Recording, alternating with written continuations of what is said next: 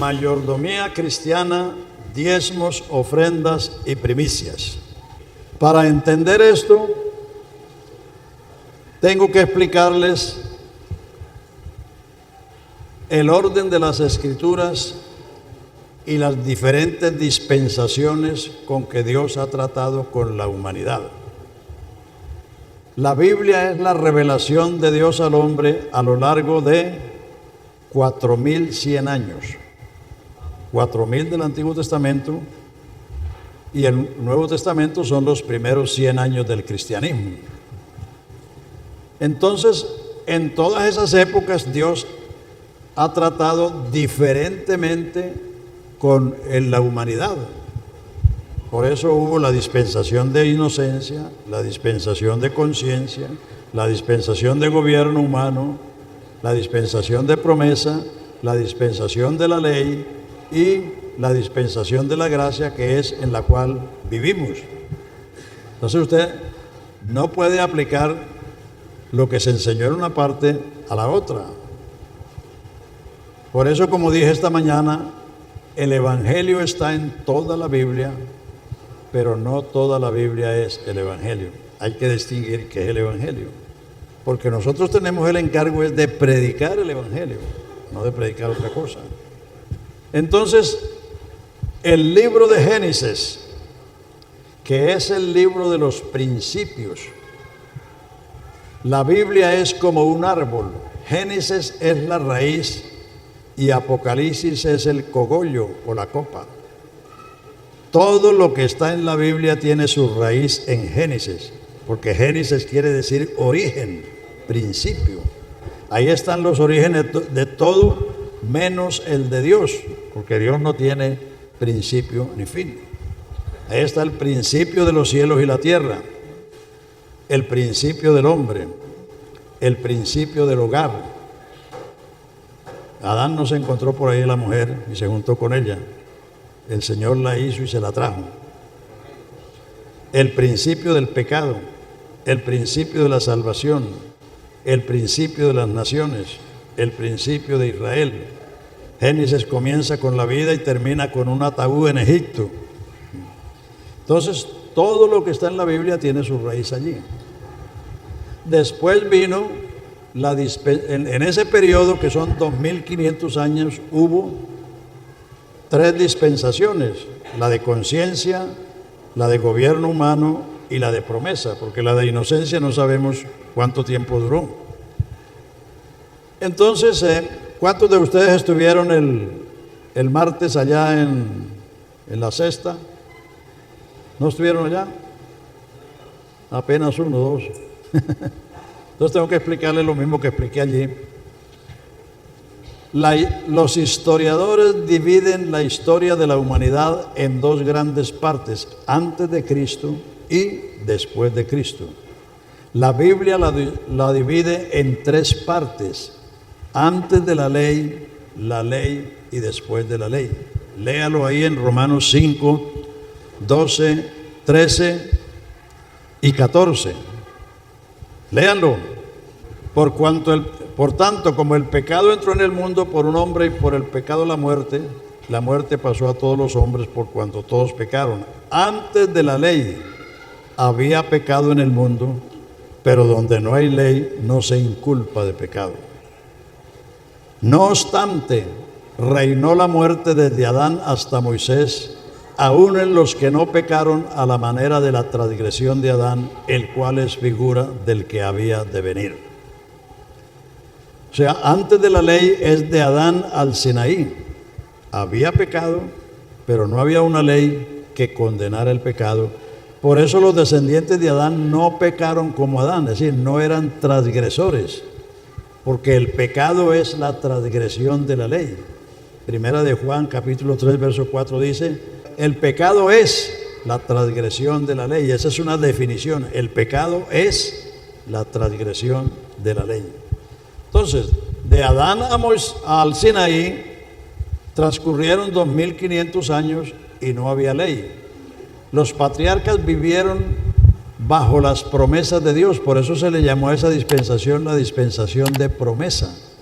porque Dios llamó a Abraham y le hizo una promesa, se la ratificó a Isaac, se la ratificó a Jacob, y ellos vivieron bajo las promesas de Dios. Entonces, la ley fue promulgada en el Sinaí y la ley se cumplió en el monte Calvario, cuando cuando el pecado fue condenado en el cuerpo de Jesús por nosotros. Entonces, con la resurrección de Jesucristo, el nacimiento de la iglesia por la venida del Espíritu Santo, comenzó la dispensación de gracia. Puede leerlo en Romanos 3:21. Ahora después de la ley, ahora aparte de la ley, o ahora sin la ley, se ha manifestado la justicia de Dios, testificada por la ley y por los profetas, la justicia de Dios por la fe en Jesucristo para todos los que creen en Él, porque no hay diferencia. Entonces, con la resurrección de Jesucristo, la venida del Espíritu Santo y el nacimiento de la iglesia, comenzó la dispensación de gracia, la dispensación del Espíritu y la dispensación de la iglesia. La iglesia es un pueblo exclusivo del Nuevo Testamento. No hay tal cosa como la iglesia en el Antiguo Testamento. Israel es un pueblo terrenal con promesas terrenales, porque Israel no era nacido de nuevo. La iglesia es una nueva creación, es el linaje de Jesucristo, es producto de un nuevo nacimiento. Sus promesas son promesas celestiales, no terrenales. Las promesas terrenales que algunos le predican para sacar plata fueron dadas a Israel. A Israel se le dijo que Dios les había dado el poder de hacer el dinero, prestarle a todos y no tomar prestado de nadie. Y el que sabe algo de historia sabe que ellos han sido los amos de la economía en todas partes. Él dijo: yo los he puesto por cabeza y no por cola, estará siempre arriba y no abajo, poseerán la puerta de sus enemigos. Israel es más pequeño que el departamento del Quindío en Colombia, pero es una potencia mundial.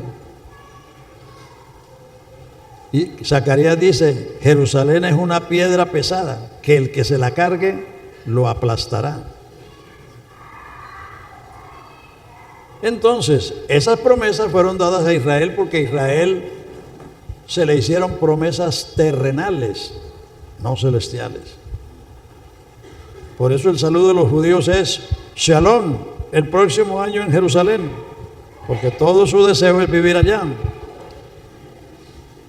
La promesa grande que le dio Dios a Abraham fue: haré de ti una nación, número uno. Número dos, te daré una simiente y te daré una tierra. 500 años después de Abraham, la descendencia de Abraham poseyó la tierra prometida al mando de Josué. Cuando ellos pecaron contra Dios, Dios los desterró de su tierra como castigo. Unos fueron para Siria y otros fueron para Babilonia. E Israel se convirtió en provincia siria y provincia Babilonia. Dios los restauró y los volvió otra vez a su tierra en los días de Nehemías y Esdras. Reconstruyeron la ciudad, reconstruyeron el templo, pero volvieron a pecar, volvieron a irse tras los ídolos. Y cuando Jesús vino a la tierra, ellos eran una provincia romana. Y en el año 70 del primer siglo cristiano, el general Tito destruyó la ciudad, destruyó el templo, se llevó los tesoros para Roma. Los judíos fueron dispersos por el mundo sin tener nación desde el año 70 del primer siglo hasta 1948 del siglo pasado. Pero la promesa fue restaurarlos. Ahí en Jeremías 31 y muchas otras partes del Antiguo Testamento está En Ezequiel 36, en Ezequiel 20, están las profecías de que Él los va a volver a su tierra. Y desde 1894, los israelitas están volviendo a la tierra de Israel. Y todavía no han terminado. Cuando sucedió la guerra de los 6 días en el año 67, apenas habían 2,5 millones de israelitas en Israel. Pero esos 2,5 millones vencieron a 52 millones de árabes que querían echarlos al mar.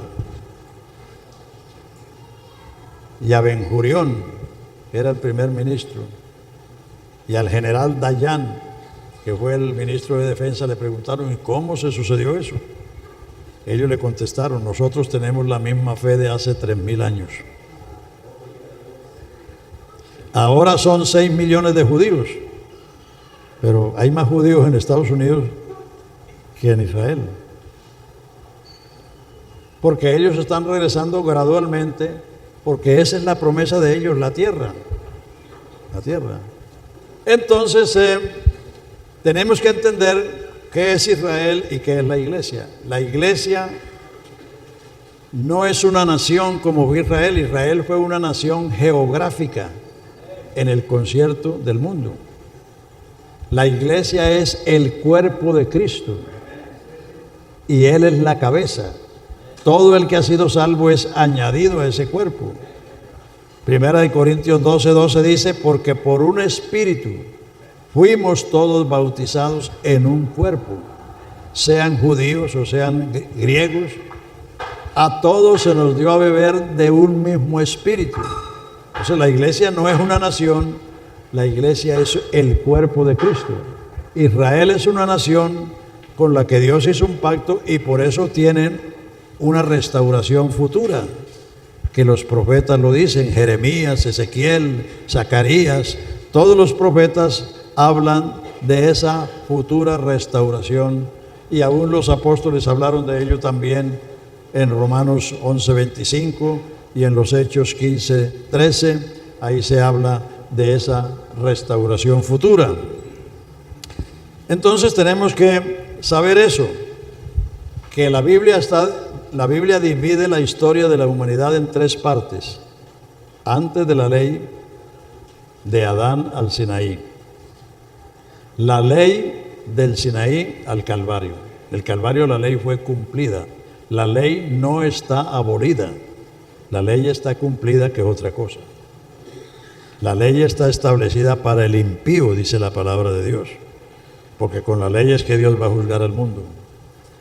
Y a partir de la resurrección de Jesucristo, la venida del Espíritu Santo y el nacimiento de la iglesia, nació la dispensación de gracia, la dispensación del Espíritu y la dispensación de la iglesia. Entonces nosotros tenemos que ubicarnos donde nos han colocado Dios y no estar trasteando con la iglesia para el Antiguo Testamento o trayendo el Antiguo Testamento para la iglesia. Porque como ya les he repetido, Hebreos 1 dice: Dios habló muchas veces, de muchas maneras, en otro tiempo a los padres por los profetas, pero en estos postreros días nos ha hablado por el Hijo. El Hijo es la última y más grande revelación de Dios a la humanidad, y después de eso no hay más nada. Entonces tenemos que ubicarnos donde estamos, y para eso entonces tenemos que comprender que en cada dispensación Dios tuvo un tratamiento para con la humanidad y para con su pueblo en ese tiempo. En el libro de Génesis usted no encuentra ningún templo, porque los patriarcas estaban viviendo en la tierra prometida, estaban viviendo bajo las promesas, ellos no estaban en esclavitud. Entonces el patriarca era profeta, sacerdote y juez. Él ejercía esos 3 cargos. ¿Por qué? Porque el pueblo de Dios era una familia: Noé y sus hijos, Abraham y sus hijos, Isaac y sus hijos, Jacob y sus hijos. Cuando Jacob descendió de Egipto, en el tiempo que José era gobernador de Egipto, Él descendió a Egipto con 70 personas. Todo el pueblo de Dios eran 70 personas. El pueblo de Dios era una familia, no era una nación. A lo largo de 430 años se volvieron una nación. Porque una nación no nace en un año, ni en una década. Se necesitan siglos. Se necesitan siglos para que se forme una nación. Entonces, en el Génesis, Dios trataba con el jefe de la casa. En Génesis, solo Dios trató con 8 hombres en 2500 años. Adán, Abel, Enoc, Noé, Abraham, Isaac, Jacob y José. Si usted lee todo el libro, a esos hombres fue que Dios se reveló, no a ningún otro.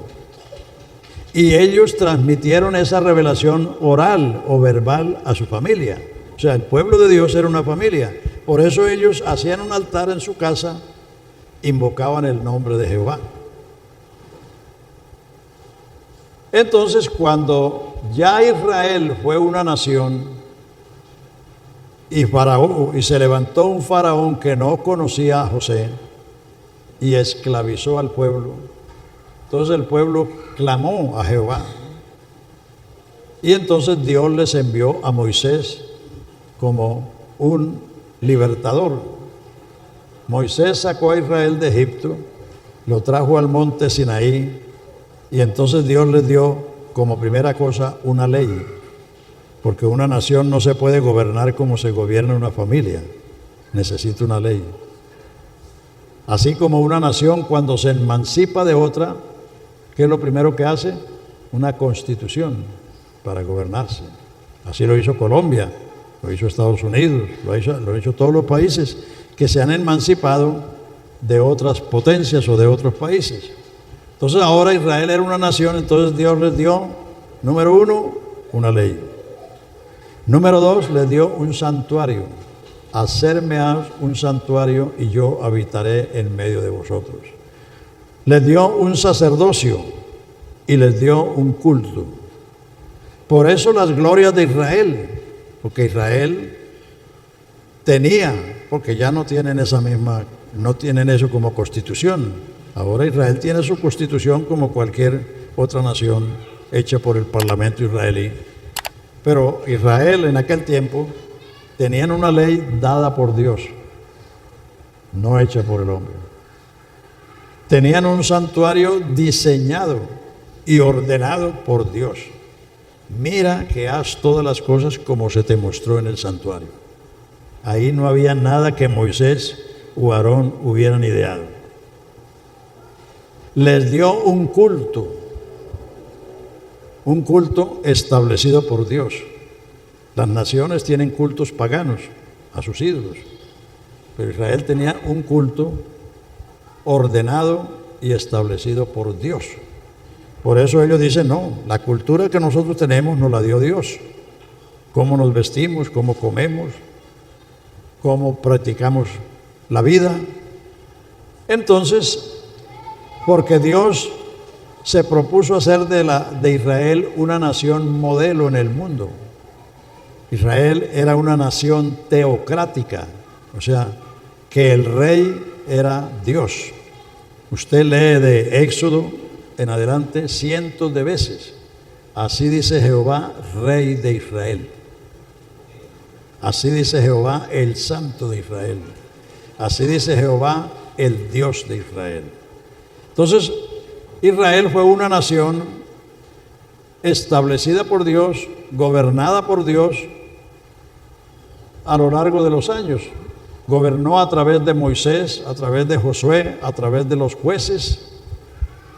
Y en los días de Samuel el profeta, los ancianos de Israel vinieron a Samuel y le dijeron: tus hijos no andan en los caminos de Jehová, constitúyenos un rey como a las otras naciones. Querían tener un rey del modelo de los vecinos. Entonces Samuel se entristeció y clamó a Dios, y el Señor le dijo: no te aflijas, que no te han desechado a ti, sino a mí, para que no seas rey. pero vaya y diles lo que le va a costar el rey. Entonces Samuel les pronunció un discurso que el rey iba a tomar las muchachas y llevárselas para el palacio como perfumadoras, a los jóvenes para que corrieran los caballos delante de él, que les iba a diezmar las viñas. Les dijo todo lo que les va a costar, pero ellos dijeron: queremos rey como las otras naciones. Por eso Saúl fracasó, porque Saúl no fue elegido por Dios, sino pedido por el pueblo. Y él les dio lo que querían para que se dieran con la piedra en los dientes. Por eso hay que poner cuidado en lo que uno pide. Bueno, entonces Dios sustituyó a David en lugar de Saúl. Y cuando Salomón dedicó el templo, capítulo 8 del primer libro de Reyes, dice, cuando Salomón oró, dice: Jehová, tú has cumplido hoy lo que dijiste a mi padre David. Desde el día que saqué a Israel de Egipto, ninguna ciudad he elegido para poner en ella mi nombre, ni a ninguno he elegido para que sea príncipe sobre mi pueblo. Mas ahora he elegido a Jerusalén para poner en ella mi nombre, y a David para que sea príncipe sobre mi pueblo. Entonces David llevó a Israel a la cumbre, y su hijo Salomón disfrutó, porque en los 40 años de Salomón hubo paz en todo el reino, prosperidad. Entonces llegó Israel a la cumbre, pero después de que Salomón murió, lo sustituyó Roboam. Y el pueblo vino a Roboam diciéndole que le aliviara las cargas, que le bajara los impuestos, porque Salomón tenía un harén de 1000 mujeres, figúrese. Mucho goloso, ¿no? Un harén de 1000 mujeres. Y la grandeza del reino de Salomón, eso le costaba a Israel mucho dinero. Cada tribu tenía que sostener la casa del rey por un mes al año. Y si usted lee todo eso, se da cuenta cuántos novillos, cuántos becerros, cuántas ovejas, se sacrificaban en un solo día para atender la comida del palacio del rey. Entonces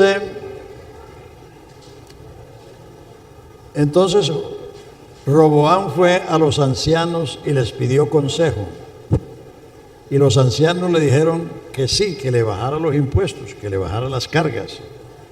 Pero después él fue a los jóvenes que se habían criado con él y les pidió consejo, y le dijeron: no se las baje, dóbleselas. Le dijeron sus compañeros de crianza. Entonces, cuando vino el pueblo a los 3 días a escuchar la respuesta del rey, entonces Roboam le dijo: el dedo meñique mío es más grueso que los lomos de mi padre. Si mi padre los castigó con azotes, yo los voy a castigar con escorpiones. Es decir, se las voy a doblar, se las voy a poner difícil. Entonces las 10 tribus que estaban influenciadas por Jeroboam dijeron: ¿qué tenemos nosotros que ver con el hijo de David? Y se dividieron. Las 10 tribus del norte se dividieron. Y Roboam, que no era del linaje real sino un siervo, les hizo un santuario allá en la provincia del norte, y nombró sacerdotes del pueblo. Y las 10 tribus de Israel apostataron de la fe que habían recibido. Y Jeroboam les hizo unos bueyes de oro y le dijo a los israelitas: vea, estos son los dioses que te sacaron de Egipto. Entonces Israel apostató totalmente, pero Dios siguió reinando con la tribu de Judá y la tribu de Benjamín, que era el reino del sur. Y ellos reinaron, o el Señor reinó a través de ellos, hasta que Nabucodonosor invadió a Judea y a Jerusalén y destruyó la ciudad y destruyó el templo. Entonces así ya Israel no era el reino de Dios, sino una provincia asiria en el norte y una provincia babilónica en el sur. Porque el reino de Dios comenzó con Israel, porque el reino es una nación gobernada por un rey. Colombia es una república, España es un reino, Inglaterra es un reino, Holanda es un reino, Bélgica es un reino. ¿Por qué? Porque tienen un rey o una reina. Entonces, reino es una nación gobernada por un rey. Cuando el Señor sacó a Israel de Egipto, según Éxodo 19, 5 y 6, les dijo: si vosotros oyereis mi voz y guardareis mi pacto, vosotros seréis mi especial tesoro sobre todos los pueblos de la tierra, vosotros me seréis un reino de sacerdotes y de gente santa. Israel era el reino de Dios. Es más, se le llamó la tierra gloriosa de Israel. ¿Por qué? Porque tenían por rey al Rey de la Gloria. Pero con la apostasía de Israel y posteriormente de Judá, ellos fueron desterrados y el reino de Dios se suspendió, se interrumpió. El reino de Dios se interrumpió. Por eso cuando Juan el Bautista comenzó a predicar diciendo: arrepentidos porque el reino de Dios se ha acercado, enseguida los rodearon los israelitas, porque ellos tenían la esperanza de que el reino sería restaurado. Porque el Señor le dijo a David en el pacto que hizo: tu casa, tu reino y tu trono será firme para siempre, y no faltará varón de tu descendencia que se siente en el trono de Israel. Entonces ellos tenían esa esperanza de que el hijo de David vendría a restablecer el reino, o sea, a liberar a Israel del dominio extranjero. Entonces, por eso tenemos que entender que hubo un tratamiento en la época del Génesis y hay otro tratamiento en la ley, como hay otro tratamiento en la gracia. Los diezmos y las ofrendas no nacieron con la ley, sino en Génesis 14, cuando Abraham armó a sus criados y fue a rescatar a Lot, que había sido cautivo por una confederación de reyes. Entonces, cuando él regresaba de derrotar a los reyes y de rescatar a Lot con todo lo que tenía, le salió al encuentro Melquisedec con pan y vino, con la Santa Cena, y Abraham le dio los diezmos del botín. Se los dio, no los pagó. Los diezmos no se pagan, los diezmos se dan, porque Dios no está vendiendo nada. Dios da, Él usa el verbo dar, no el de pagar. Entonces le dio los diezmos del botín y Melquisedec lo bendijo. Melquisedec era una teofanía, una revelación del sacerdocio de Cristo, porque el que bendice es mayor que el bendecido. Y en la tierra no había hombre más grande y más importante que Abraham. Abraham era el amigo de Dios. Y Melquisedec lo bendijo y le dio la Santa Cena, y Abraham le dio los diezmos del botín. Entonces allí es donde nacen los diezmos, con Abraham.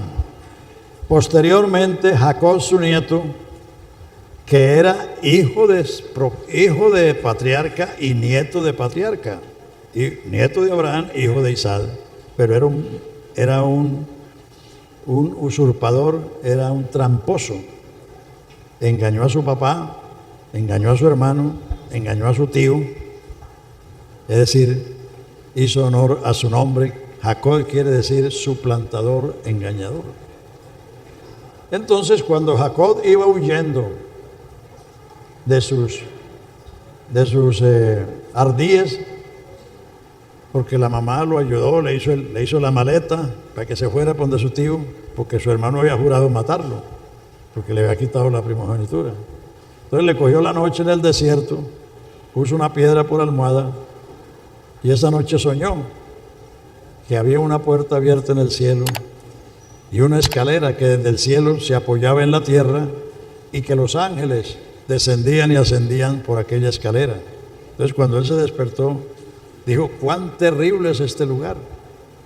No sabía yo que Jehová estaba en este lugar. Esto no es otra cosa que casa de Dios y puerta del cielo.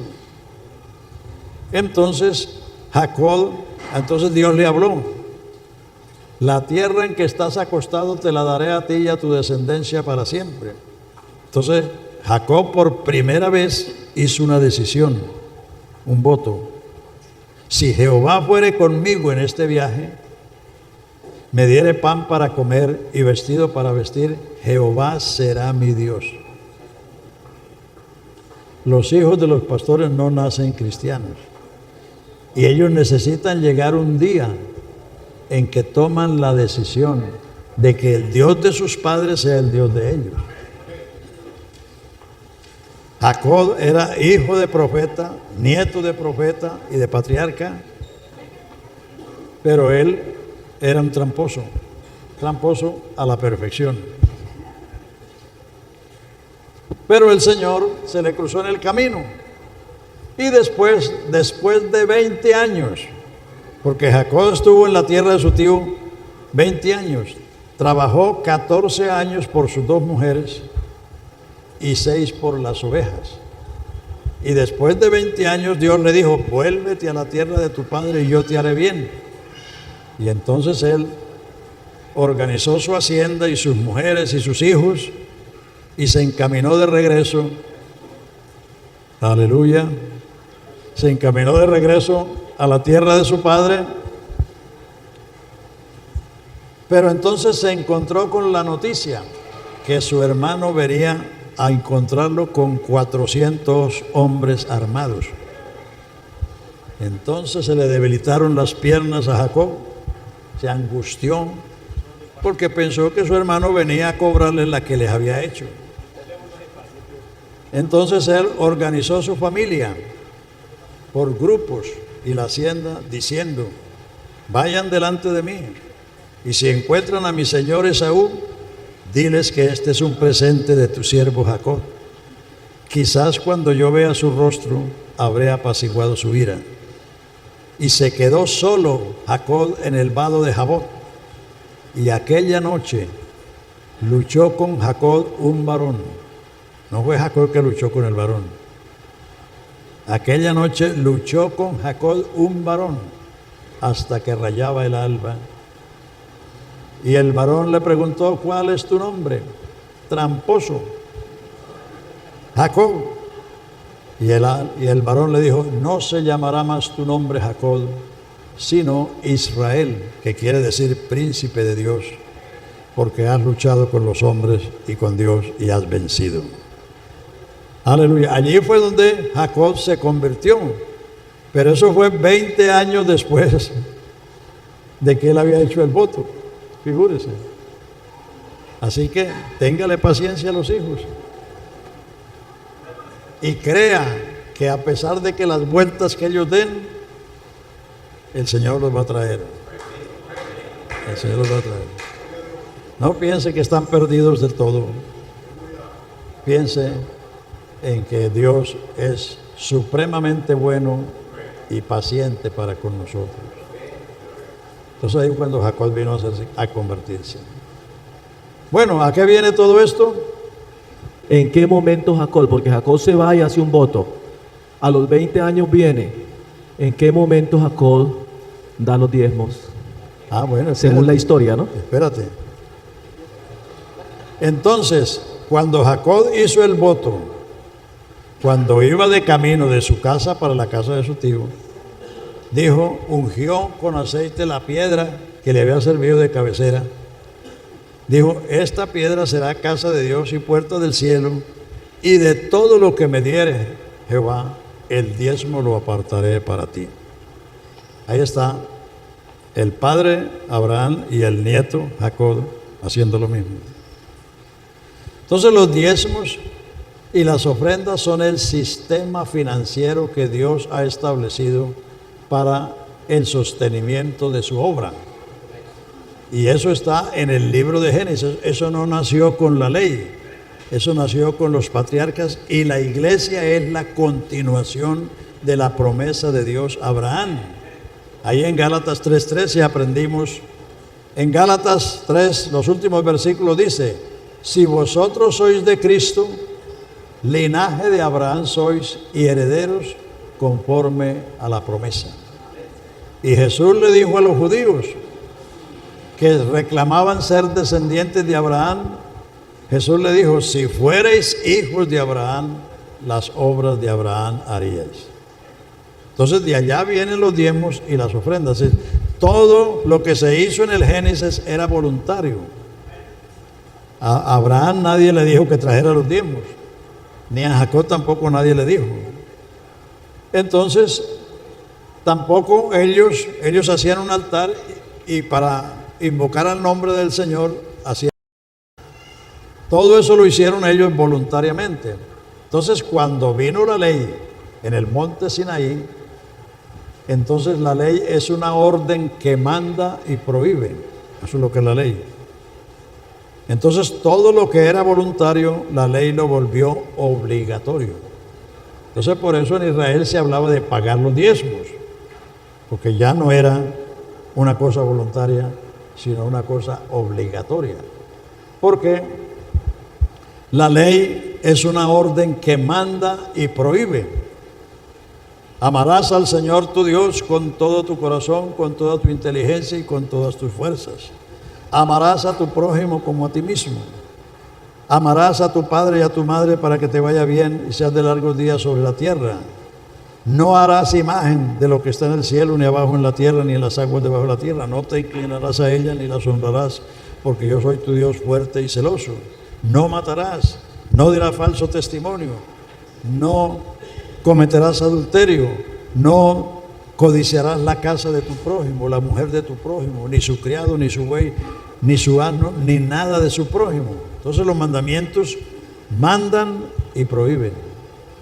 Por eso, volviendo a Romanos 5:13, los descendientes de Adán hasta Moisés no pecaron como Adán, porque ellos no tenían unos mandamientos que le dijeran: haga esto y no hagas aquello.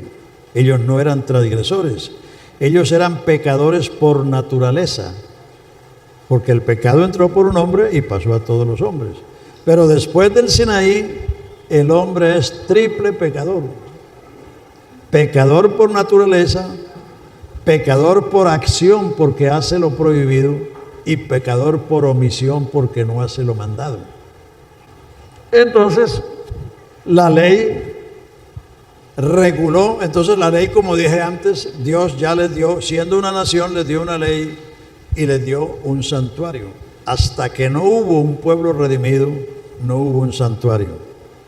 El tabernáculo en el desierto fue el primer santuario que Dios designó, que Dios ordenó y que Moisés erigió en el desierto. Entonces, para administrar ese santuario se necesitaba un sacerdocio.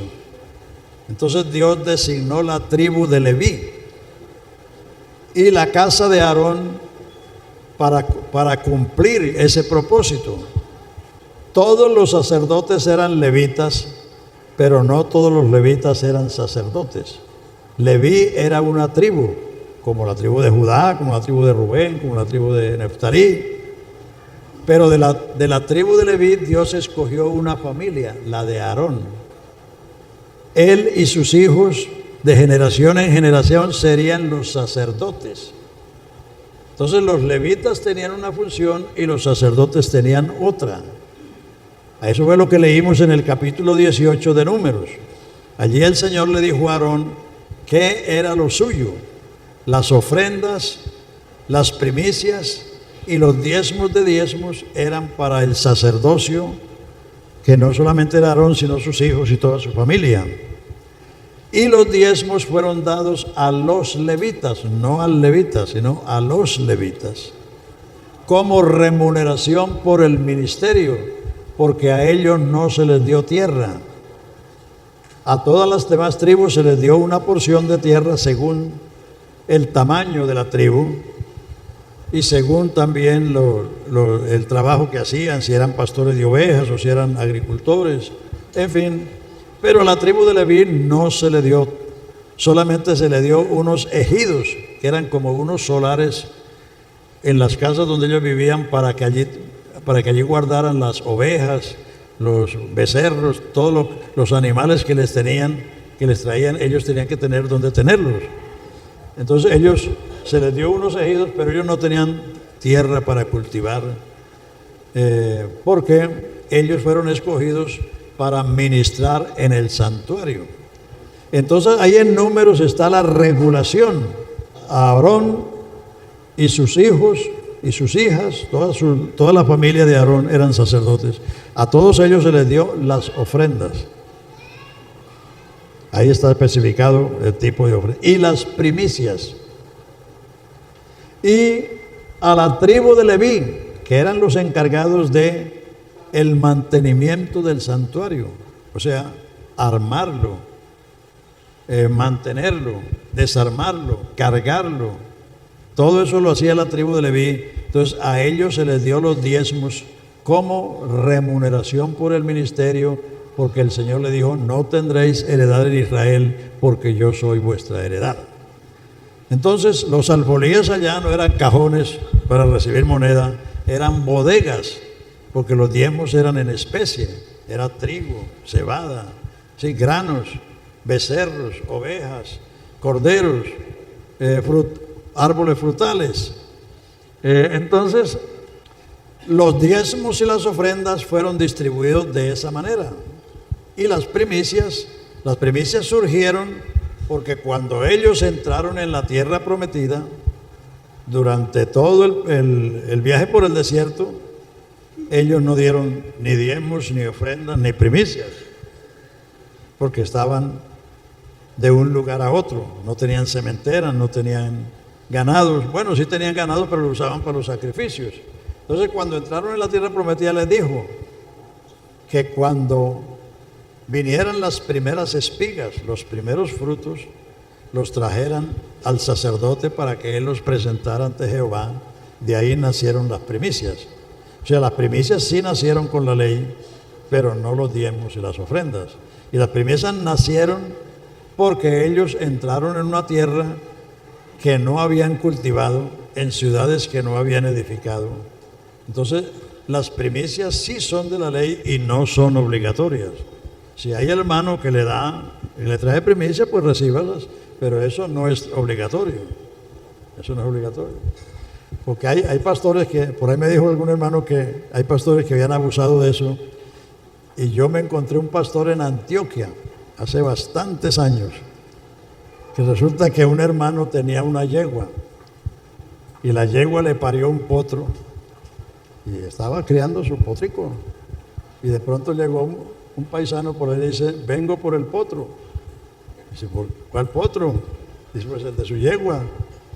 Dice: si la yegua es mía y el potro es mío. Le dice: no, porque el pastor me lo vendió. Figúrese, qué atrevido es el pastor, que ni siquiera esperó que el dueño de la yegua le dijera: bueno, te voy a dar las primicias, sino que él fue y lo vendió a un vecino y el vecino fue a buscar su potro. Entonces, el sistema financiero de Dios son los diezmos y las ofrendas, que nacieron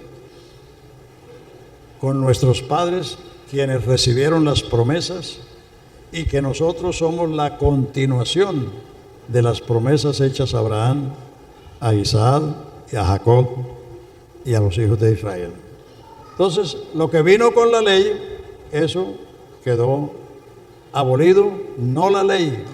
La ley son los 10 mandamientos, la ley no está abolida, está cumplida. Dice en 1 de Timoteo, capítulo 1, dice: la ley no está puesta para el justo, sino para el impío. Puede leerlo ahí en 1 Timoteo. Pero lo otro sí, porque lo otro era transitorio. 1 Timoteo capítulo 1 o 2 Timoteo capítulo 1, a ver uno que la tenga por ahí. 1 Timoteo capítulo 1, por ahí por el verso 4 o 5, o es 2 Timoteo capítulo 1. La ley está puesta para el impío, para los parricidas, para los secuestradores, para los... 1:9. La ley no está abolida. Con la ley va a juzgar Dios al mundo. La ley está cumplida. La ley exigía muerte al pecador. La paga del pecador es muerte. Jesús ocupó nuestro lugar y murió en nuestro lugar, y la ley se cumplió. Por eso ahora pues ninguna condenación hay para los que están en Cristo Jesús. ¿Por qué? Porque la ley del Espíritu de vida en Cristo Jesús me ha librado de la ley del pecado y de la muerte. Porque lo que era imposible a la ley tenía un imposible, el de darnos vida. Lo que era imposible a la ley por cuanto era débil por la carne, Dios enviando a su Hijo en semejanza de carne de pecado, y a causa del pecado condenó al pecado en la carne de su Hijo, para que la justicia que es por la ley fuese cumplida en nosotros, que no andamos conforme a la carne. Entonces, tú no puedes predicar las primicias como parte del sistema de Dios. A veces por ahí, en las ciudades casi nunca hay primicias, pero a veces por ahí hay alguna hermana o un hermano que siembra un arbolito en el patio y trae el primer aguacate o la primera manzana o la primera naranja, en fin. Y claro, lo hacen con un gusto, con un sentido, y uno se lo recibe también con ese mismo sentido.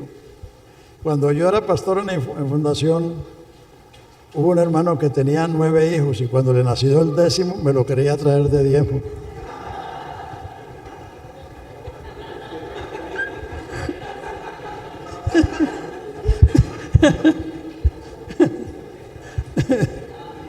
Me quería dar el hijo de diezmo. Aleluya. Entonces los hermanos pues leen las cosas y piensan que eso es así, ¿no? Porque eso es... Estamos oyendo acerca de las primicias y estamos viendo de que lo que son los diezmos nacieron en el Génesis, que el Génesis es el libro de los principios, y pensando en lo que son las primicias según Génesis 4:4, donde Abel presenta la ofrenda de primicias. ¿Qué tiene que haber allí? ¿Qué tiene que ver ahí ese texto? ¿Abel presentó la ofrenda de primicias? Sí. A ver. Los primogénitos. Y Abel trajo también de los primogénitos de sus ovejas, de lo más gordo de ellas, y miró Jehová con agrado a Abel y a su ofrenda. Muy bien. ¿Qué dice Hebreos 11?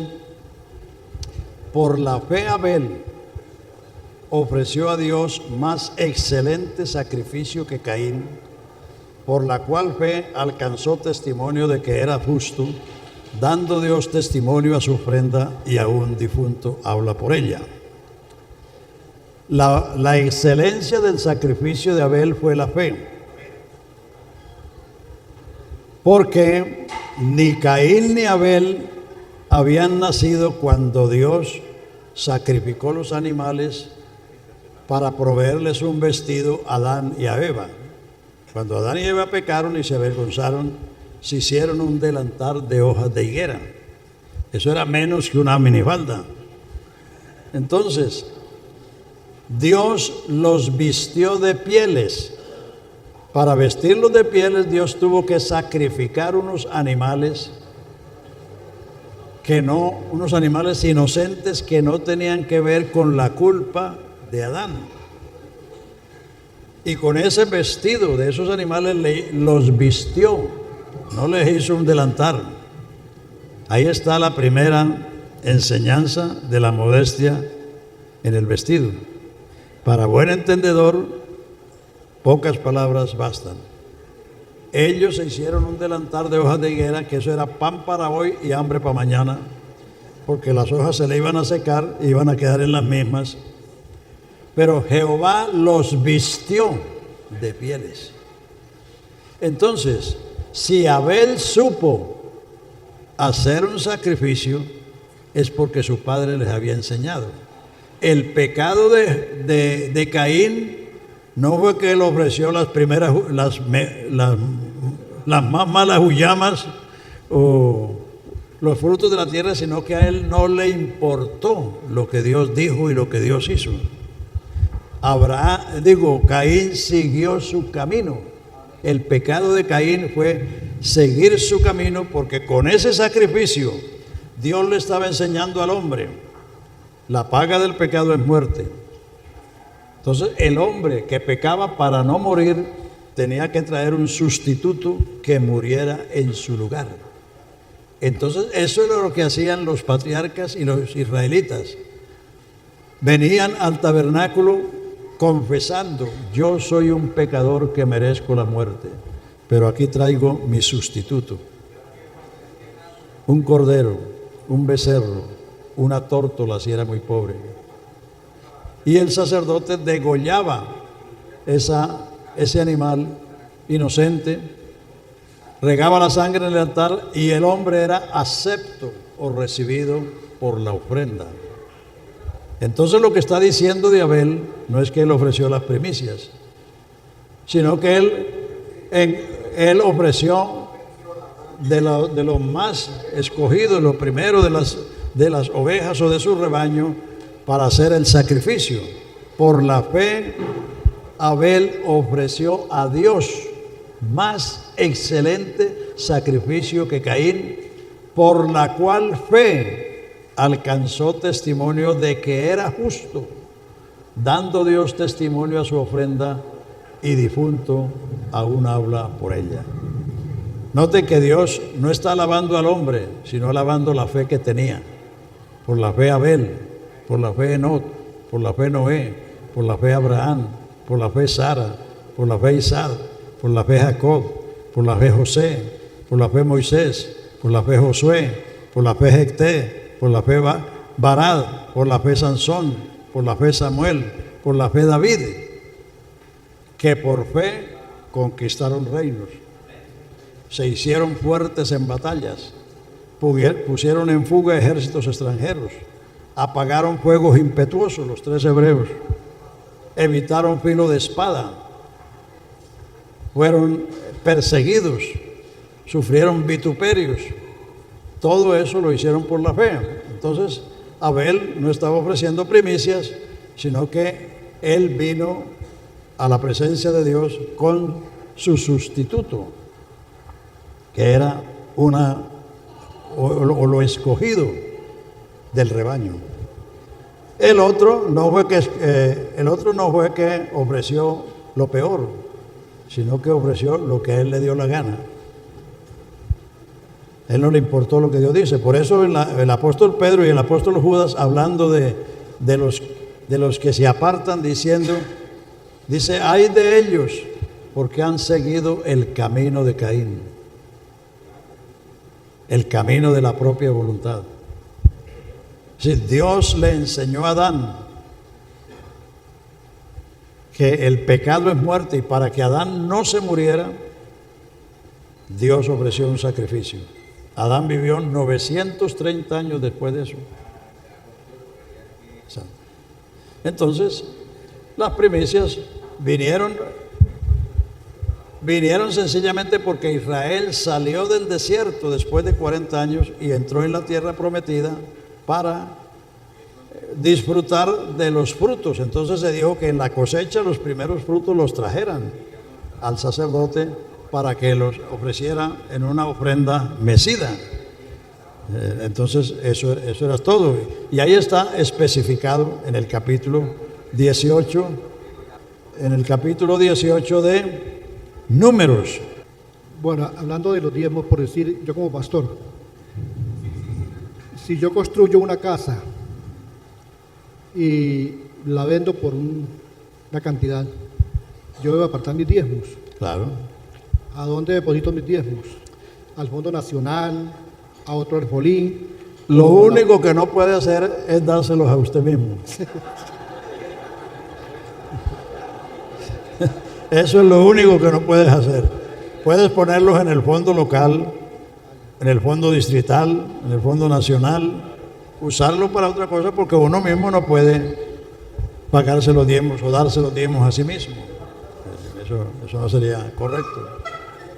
Sí, porque hay hermanos que tienen por ahí sus vaquitas y sus terrenitos y su negocito, aunque deben contentarse con lo que el Señor les da. Entonces,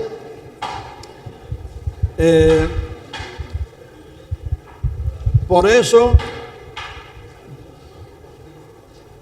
hermanos, hay que hacer la diferencia entre Jesucristo y lo demás. ¿Por qué Jesucristo es el Cordero de Dios? De Dios, el Cordero de Dios. Porque a lo largo de 4000 años, desde Adán hasta el Calvario, todo hombre que se acercaba a Dios tenía que traer un sustituto. Había ofrenda desde un becerro hasta una tórtola para que nadie por pobreza estuviera impedido de acercarse a Dios. Pero todo hombre, ya sea en la era patriarcal o en la ley, venía al patriarca o al sacerdote y le traía el animalito. Yo soy un pecador que merezco la muerte, pero aquí traigo mi sustituto. Y el animalito moría en lugar de él. Y el hombre era acepto. ¿Han leído el Salmo 32 que dice: bienaventurado aquel cuyas transgresiones son perdonadas y cubiertos sus pecados? El perdón en el Antiguo Testamento estaba basado en que la sangre del animal expiaba o cubría el pecado del culpable. Por eso dice en el Nuevo Testamento que Dios pasó por alto en su paciencia los pecados pasados. Alguno que se lea Hebreos 9:15. A ver, usted que lee bien. Hebreos 9:15. Por cuanto es mediador de un nuevo pacto. A ver. Así que por eso es mediador de un nuevo pacto, para que interviniendo muerte para la remisión de las transgresiones que había bajo el primer pacto, los llamados reciban la promesa de la herencia eterna. Porque ya. Las transgresiones que habían bajo el primer pacto fueron quitadas en el Calvario, porque apenas estaban cubiertas. Expiar quiere decir cubrir. Bienaventurado aquel cuyas transgresiones han sido perdonadas y cubiertos sus pecados. El perdón en Israel era basado en que el pecado del hombre era cubierto por la sangre del animal. Pero Jesucristo es el Cordero de Dios, porque Dios se proveyó de Cordero. Hebreos 10 dice: como no te agradaron los sacrificios, ni los holocaustos, ni las expiaciones por el pecado, entonces dije, como está escrito en el rollo del libro, me preparaste cuerpo. En esa voluntad somos santificados por la ofrenda del cuerpo de Jesucristo, hecha una vez para siempre. Jesucristo es el Cordero de Dios porque Dios se proveyó un cuerpo en las entrañas de una virgen. Y es el Cordero de Dios porque Dios mismo ofreció ese Cordero. Segunda de Corintios 5:19 dice: Dios estaba en Cristo reconciliando consigo al mundo, no tomándole en cuenta a los hombres sus pecados, y nos encargó a nosotros la palabra de la reconciliación. Hebreos 9, 13 y 14 dice: si la sangre de los toros y de los machos cabríos y la ceniza de la becerra rociada a los inmundos los purificaba en cuanto a la carne, cuánto más la sangre de Cristo, el cual por el Espíritu eterno se ofreció sin mancha a Dios, limpiará vuestras conciencias de las obras de muerte para que sirváis al Dios vivo. Él es la ofrenda y el oferente. Es que en Jesucristo solo se da eso. Solo en Jesucristo Él es el rey y el siervo. Solo Él es el juez y el abogado. Solo Él es el Padre y el Hijo. Solo Él es la ofrenda y el oferente, el cordero y el sacerdote que la ofrece. Por eso Jesucristo es el todo en todos. Entonces Jesucristo es el cordero de Dios. O sea, Dios proveyó un cordero no para expiar, sino para quitar nuestros pecados. Al que nos amó y nos lavó de nuestros pecados con su sangre y nos hizo reyes y sacerdotes para Dios su Padre. Entonces, lo que pasó en el Edén fue una enseñanza gráfica que Dios hizo de cómo resolver el problema del pecado hasta que viniera el Cordero de Dios que quita el pecado del mundo. Entonces, lo que hizo Abel fue seguir lo que su padre Adán le enseñó. Lo que no hizo Caín fue obedecer eso, sino seguir su propio camino. Bueno, entonces vamos a seguir con... entonces, la ley que fue promulgada en el monte Sinaí y fue cumplida en el monte Calvario, ninguna ley es retroactiva, ni la de Dios siquiera. Por eso dice Romanos 5:13, antes de la ley había pecado, pero donde no hay ley no se inculpa, no hay transgresión. O sea que la ley comenzó a funcionar a partir de su promulgación en el monte Sinaí, no antes. Como el Congreso cuando hace una ley, hasta que el presidente no la firma, no es ley. Y esa ley tiene una fecha en la que comienza a regir. Esa ley no es aplicable antes, sino a partir de esa fecha.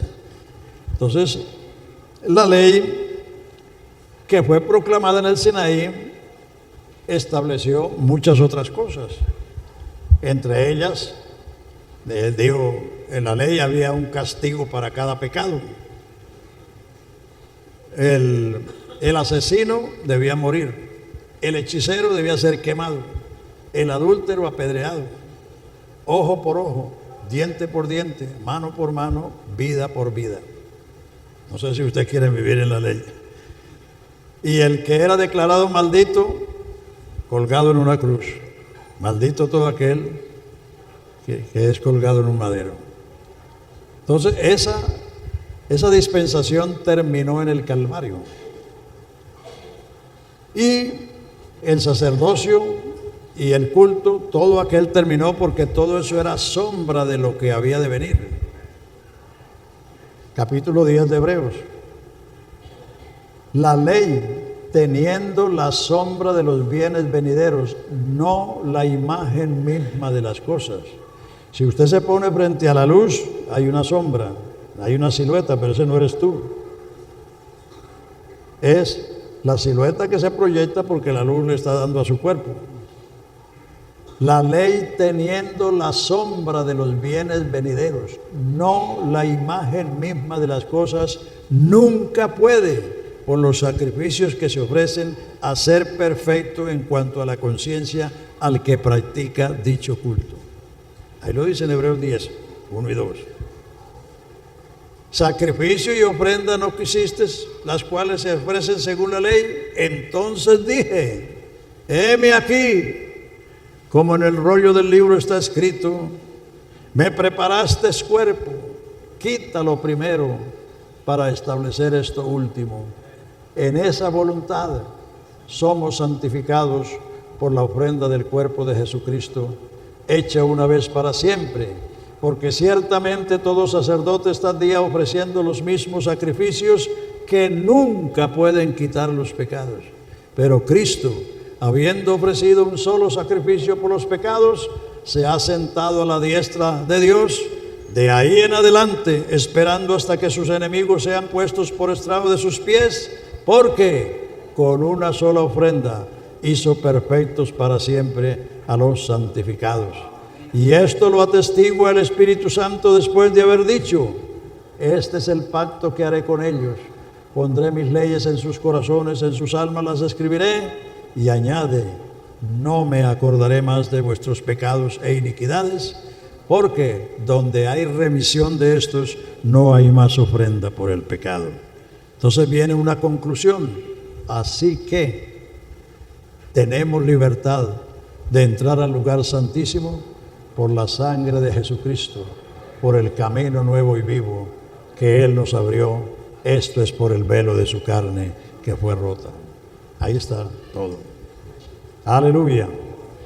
Entonces, ya le digo, si los hermanos te traen las primicias, recíbalas, porque ellos lo hacen de buena voluntad, pero eso no es obligatorio.